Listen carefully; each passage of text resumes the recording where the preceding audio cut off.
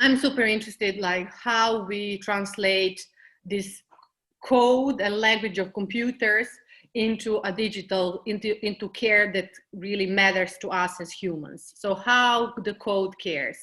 There is this whole doctrine called techno-solutionism. This is where you actually use technology to solve all of your problems. And that was this optimistic approach during the 2000s and even before 90s. It was like, oh yeah, now that we are all connected and it's going to boost our democracy. We're all going to share all the information, views, opinions. It's all going to be bubbling up, you know.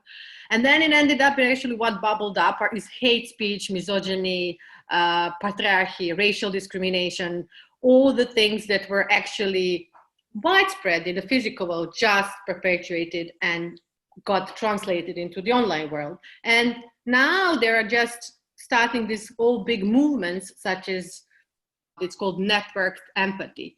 So basically, where you want to expect from the this big business to incorporate within their daily workflow, not only teams that are intersectional and that kind of gather people of different backgrounds, but also that this translates into the code. Yeah, so this is actually where we want to see that, okay, the big buzzword AI, that AI actually incorporates human values, and that it's based on responsibility, and that it embeds human rights principles and not the principles of the profit and not the principles of the attracting more eyeballs and getting more user engagement in order to have more profit. It's a super kind of, let's say, utopian, as Proof is.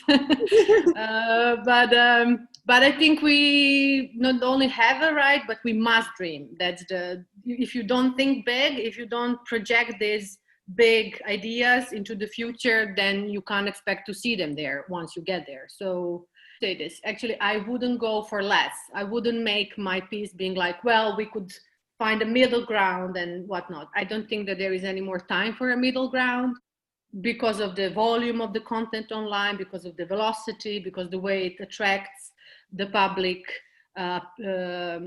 shaping the public opinion. I'm looking into more like how we communicate online and how we care about each other through the code and our own. Like building communities and resilience. Exactly.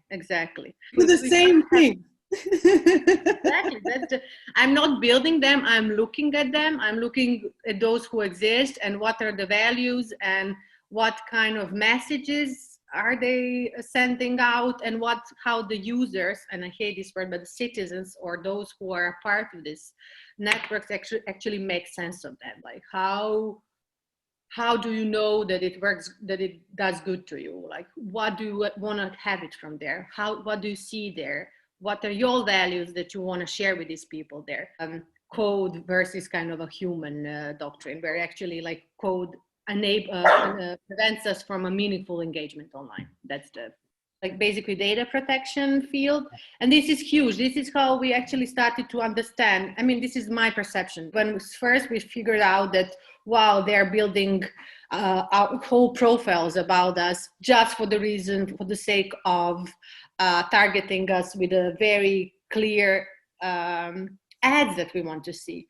But it's more than ads. It's about, it's about what you read, what news you access, whether it challenges your views that you have, if you're right wing.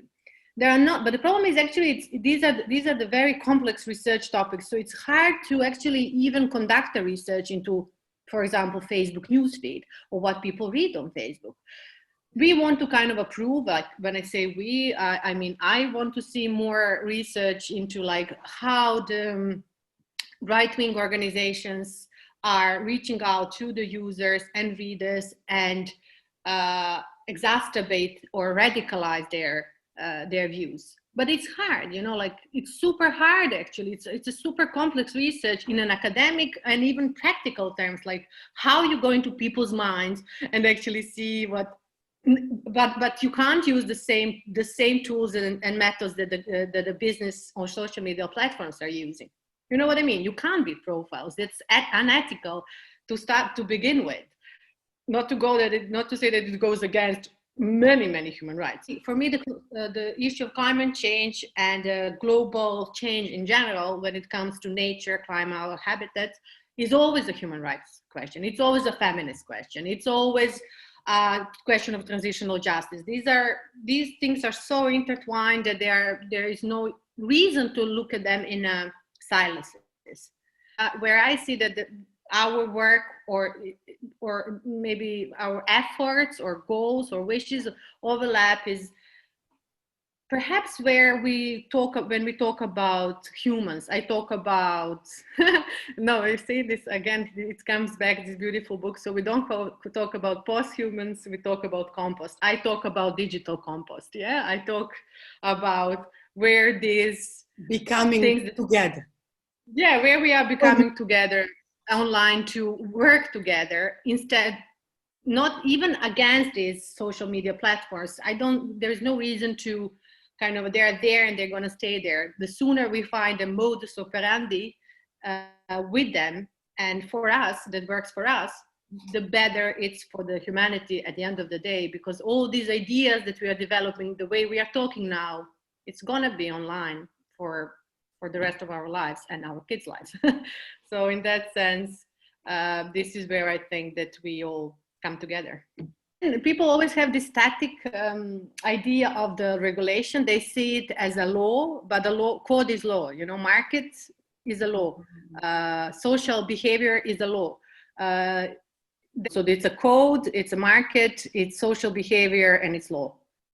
Law is not so much about changement, it's about reinterpretation, rereading, rethinking, broadening the scope, and balance at the end of the day. I mean, like in nature. I wanted to say the same. Mm-hmm. This is something I really passionate to find the answer, because everyone is connected in nature and in digital world. So how do we bring that together? To care more. No, that's really beautiful question.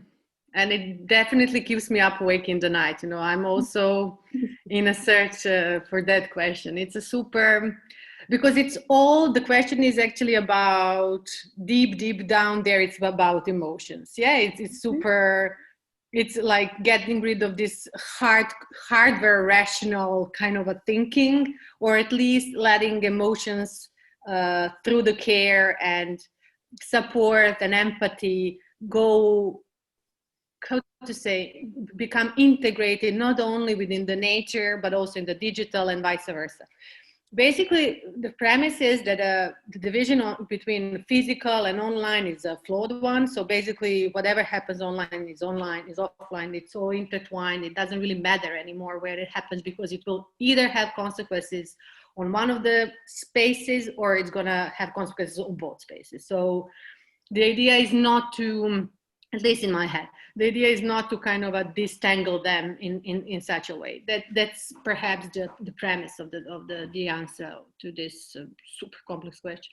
The other thing would be to, believe. If we work in a very simple way, and I think it's about simple, small things that we do, like when we talk about care. If we support the others online, and there are so many ways you can support a person online. If you see someone being completely torn apart by radical right-wing groups, why not sharing a care? Why not being there to support them through some nice words, pointing them out to the programs or services online where they can ask for help. If someone is looking for an advice about certain things, why wouldn't you be there to be like, hey, I know where to look, and that kind of a thing. And this is definitely the answer that I'm now saying. I see you're smiling, and I know why. I mean, we cannot but not mention that our deep down belief that solidarity is the key to whatever we want to achieve, but this kind of a peace and a harmony, both in any of the possible spaces, is the fact that we both lived during the time of armed conflicts. And if there wasn't a solidarity back then, we wouldn't be here now talking to each other. And we know we learned very young how important that is. So of course that it's going to translate and it's going to kind of grow bigger the more we are going into any field. It's going to be like it's a red line that stays within you. We ensure that we are there for each other, both offline, online, that we really kind of stand for the good values. And you don't have to be a hardcore activist, human rights activist, or you know what I mean? You can just be the nice person. Yeah, at the end of the day. Person who cares, no? Person who cares, yeah. So not post-human, but compost together with Donna Haraway, thank you. For me, it's just transferring human rights to all living beings. You know, making like universal, you know, rights. I work for that. My position, my thing is that, like bringing rights to humans and equal rights to humans and non-humans.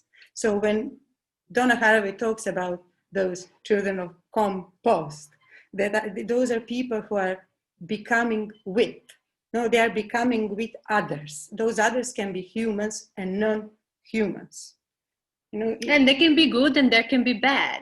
That's the thing. It's not about insisting on absolute total recovery of every habitat, be it on the digital, in the physical world.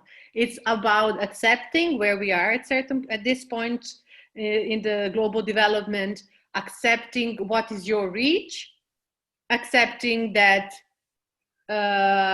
there are many factors that you need to take into consideration before making any move. So not to kind of cause more harm, do not harm. That's a kind of a key principle in the human rights. So these are the, yeah, I mean, for me, the answer is simple, because I've been kind of working in this field for so long that the principles of human rights are those that we kind of practice in a daily life. And that's why we call human rights natural rights. These are the rights that you kind of breathe. It's not that it comes to you naturally. You don't have to invent them. You don't have to go into the book court decisions and look at for their interpretation. And as much as we want to kind of mystify that in a digital world, oh, it must be different. No, it's not. It's the very same basic principles. It's about equality. It's about universality. It's about having compassion in a. But the law somehow missed to use this word in the history of the law. So compassion was never. Compassion is not a principle per se. I completely disagree. I don't think that that was a really smart move, but apparently they knew why they had to do it. Regardless of the fact, yes, in a social science field, this would be called compassion and solidarity. Translated into the more legal vocabulary, it would be equality. It will be do not harm. It will be human values. These are the terms that we as human rights lawyers. And in biology, it is called symbiosis and collaboration between species. Yes. Yes. A compost, what does that mean? Like, can one of you say it in one sentence what that means? Compost for me is a mix of different factors and circumstances, including human and non-human agents, both natural and digital, that shape certain object, situation that needs to be dealt with or that needs to be addressed. It might cause a problem in that sense. Okay, because I thought compost was scraps of food that you throw out that you don't use. For me, it's a great word, compost, but what does it mean? It is a constant for me, making and unmaking in this world, like living and dying in the same time, in the same space, with different species, organic and non-organic. It's constant recycling. This is what the ecosystem is. This is what our planet does. It recycles matter all the time. So generally, compost is that in a small, like it's more in the small scale. Micro death. It's a micro life and that. It's constant recycling and making a fertility and health from something that. Yeah, yeah.